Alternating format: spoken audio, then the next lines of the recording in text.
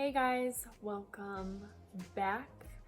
It has been a hot minute since I've talked to all of you. Our second week of the bus trip. I, again, was planning on having this out a long time ago, but I had definitely a change of plans. I had to make an unexpected trip home, and the coronavirus has taken over. So bear with me on following this journey through our second week of the bus trip. So I know last time I talked to you guys, we had just left the Navajo Bridge. From the Navajo Bridge, we made our way down to the South Rim. We kind of pulled over before we got into the South Rim just to check everything out. There are a few places, if you do make your way out to the Grand Canyon, that you can pull over and look around and see everything. Our actual first stop in the Grand Canyon was the Watchman's Tower. So the Watchman's Tower is 3 levels with the gift shop at the bottom, obviously things to read, but if you make your way up 3 levels, paintings all over the walls.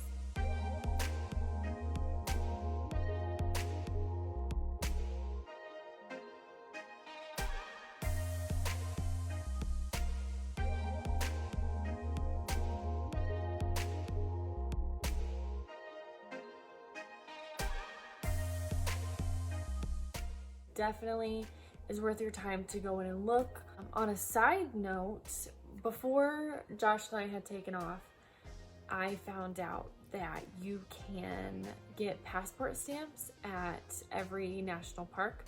So I had set aside a journal to get passport stamps, stamp the page, journal a little bit about what we did at the park. A lot of state parks are doing it now as well. They actually have like passport booklets that you can get on Amazon to fill up if you don't want to make your own, if you just want to buy one. But I think it's really fun, and it's a fun little souvenir that you can take from the park without actually having to buy something. We hung out around the Watchman's Tower for a while, took in the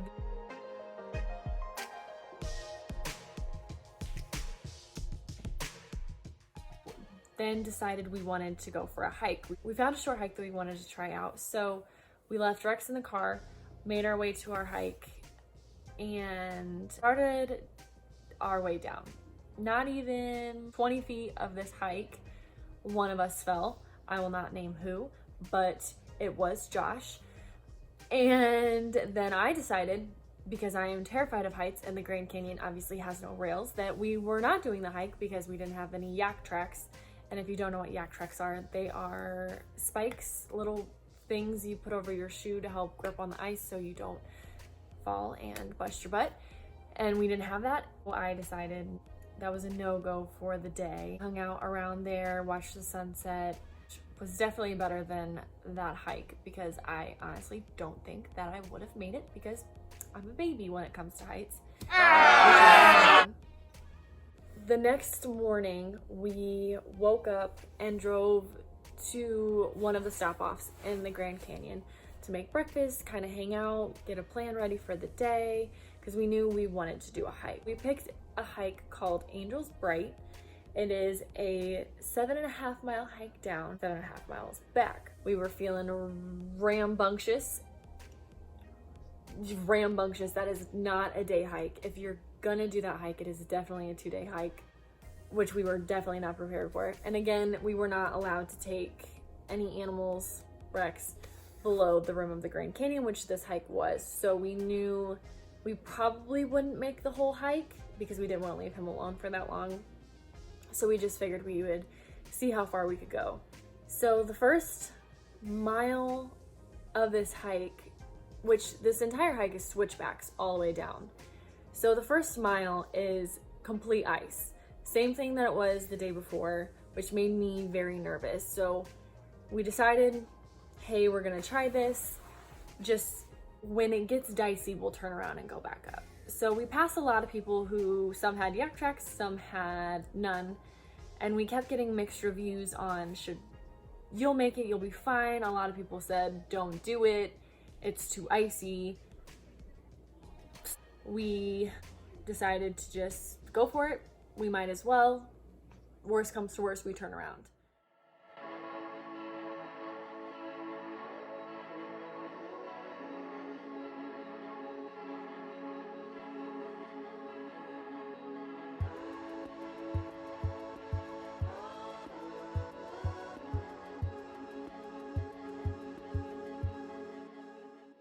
Definitely was slower the first mile, which is because of me. Terrifying. I mean, if you fall over, you're dead, and that is terrifying. It is absolutely terrifying to me.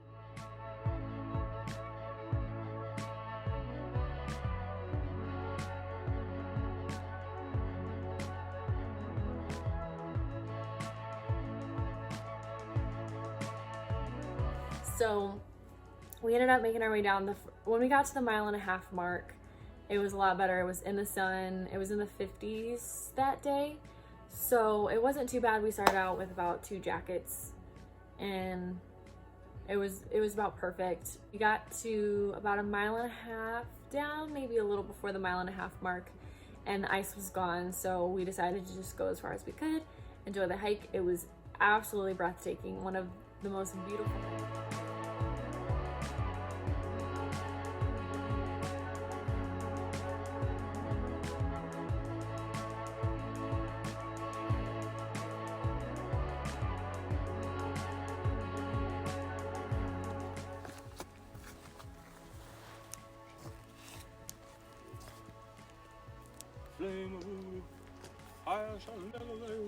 About 2.5 miles, I started noticing people's faces that were coming back up, and they did not look like they were having a good time.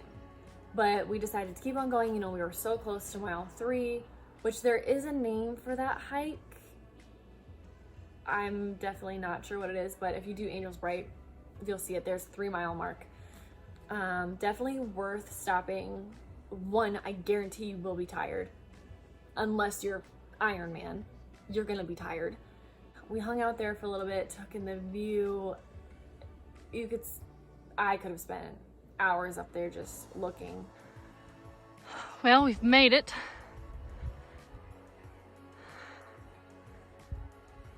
How do you feel, Joshy? Like this rock's gonna give way.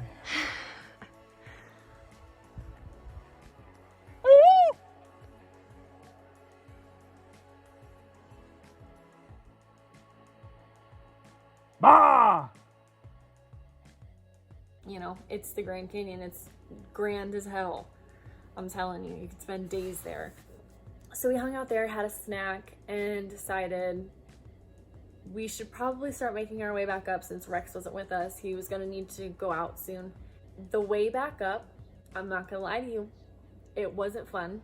I didn't have a good time, but it was definitely worth the hike. It really was. Go to the gym first.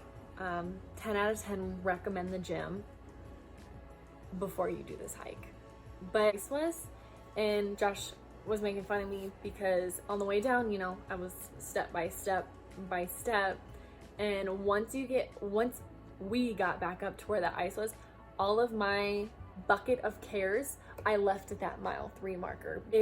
Like I said, it was switchbacks all the way down, all the way back up. It was, if I can remember right, I think it was a 2,000-foot elevation, decline and incline. Was a hard hike, and we were definitely not prepared. Like the sign says, down is optional and up is mandatory. And also, if you're curious, if you have to get airlifted out of a hike because of a medical emergency, it's free. But if you do it because you don't want to do the rest of the hike, it is $7,000. Yes, I did ask. We got back up. Rex did wonderful. He was great when we got back to him. Josh and I, however, were not in great shape and needed to die for about 10 to 12 hours. Made it. How was it? Cramping, currently.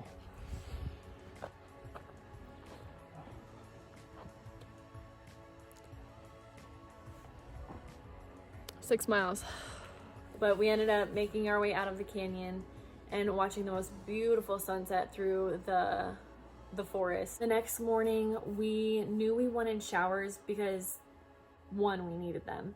Two, the night before, we went back to the campground showers because all of the campgrounds out west, you have to pay for showers, which I know if you're from the east, like me, or the Midwest, whatever, it's shocking that you have to pay for showers, which makes sense. It pays for the national park.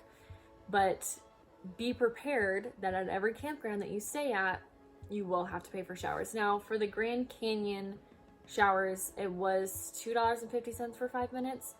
Well, we had gone after our excruciating, beautiful hike, and we pulled in at 5:59 and they closed at 6. So we knew the next morning we definitely needed showers. We needed to do laundry, which were one in the same building.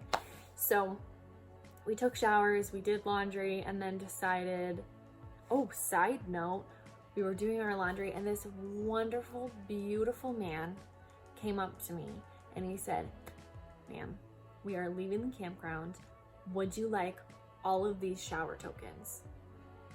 He gave us $30 worth of shower tokens.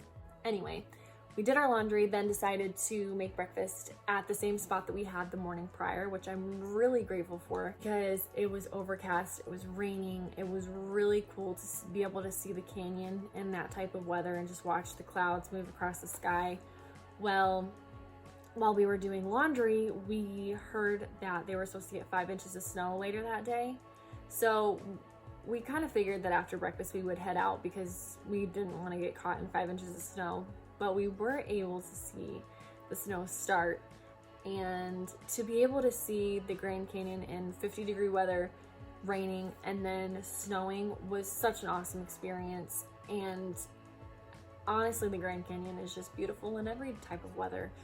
You can't have a bad day. Kingman was our next destination. We only got to see the last little bit of Route 66, so we will be going back to do more of it. I wish we would have started it earlier, but we missed a turn. It's my fault. It's definitely my fault.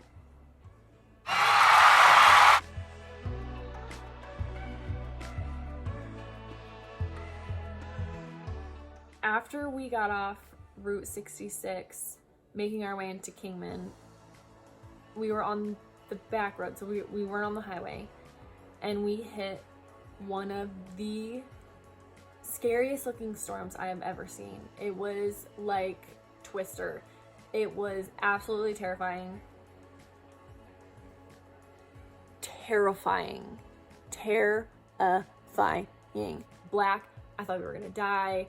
I'm a dramatic person, but I feel like this needed the dramatic because it really, I was concerned that we needed to pull over and find shelter. But Josh kept pushing along and he did a great job at that. And so again, Josh did a great job driving through that because I wanted to pull over and hide from the storm. So we ended up making our way down and also figuring out that we definitely need new headlights. And we, personally me, decided that we should treat ourselves to fast food because we did a great job making it through that storm. Josh got Five Guys. I ended up getting Chipotle, being another van bus life couple. So it was really cool to be able to talk with them. They were fresh out the gates as well. And then we ended up spending the night there, showering at Planet Fitness the next day, and just kind of hanging out. That afternoon we decided to kind of head back towards Vegas. We knew we had a couple more things that needed done on the bus. That evening we knew we wanted to head towards a place called Kingsman Wash, which is right outside of the Hoover Dam by Vegas. Well, we had not thought about the rain and how much it would wash out that riverbed. So driving down to get to the lake took us a while. It was starting to get dark. It was sketchy. A lot of Jeeps were telling us to turn around. There were really not a whole lot of places to turn around, so we decided to just try and make it, see if we could. We ended up making it. It took us forever, and it was not something that I think I would want to do again in the bus without driving a car down there first, just to make sure that it wasn't the same way that it was when we drove down. Normally it's a little bit better, but it was really fun to be able to hang out down there. I think we ended up staying 2 days. We met another couple.